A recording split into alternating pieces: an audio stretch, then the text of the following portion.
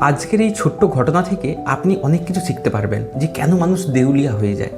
Loss অ্যাঞ্জেলেসের একজন ব্যক্তি যিনি সফটওয়্যার ইঞ্জিনিয়ার ছিলেন, ওয়াইফাই যে রাউটার সেই সব তৈরিতে উনি কাজ করতেন এবং প্রচুর পরিমাণে টাকা আয় করতেন। উনি কী করতেন, প্রায় তার বন্ধুদিককে বলতেন কয়েক হাজার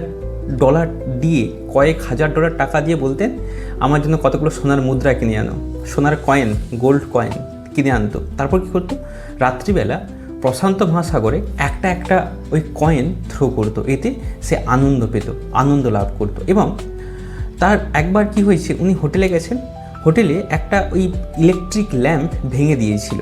তাকে বলেছে এইটার দাম $500, তুমি কেন ভাঙলে, আমাকে $500 দাও। তখন উনি কী করলেন, খুব রেগে গিয়ে বললেন এই নাও $5000 দিচ্ছি, কখনো আমাকে এরকম অপমান করবেন না।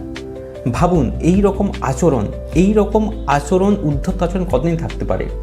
এবং সব দিন উনি রাত্রিবেলা ড্রিঙ্ক করে মাতাল হয়ে ফিরতেন। তাহলে দেখুন উনি কিন্তু প্রচুর আয় করতেন। কয়েক বছর পর দেখা গেছে উনি দেউলিয়া হয়ে গেছেন, অফিসিয়ালি পুরো দেউলিয়া।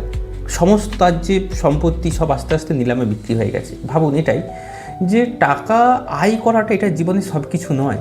সবথেকে বড় কথা যে আপনি কীরকম আচরণ করছেন। ফিনান্সিয়াল এডুকেশন থাকাটাও শুধু জরুরি নয়, আপনি ফিনান্স নিয়ে কিভাবে আচরণ করছেন সেটাই ঠিক করবে যে আপনি ভবিষ্যতে ফিনান্সিয়াল ইন্ডিপেন্ডেন্ট পাবে কিনা বা ধনী থাকবেন কিনা।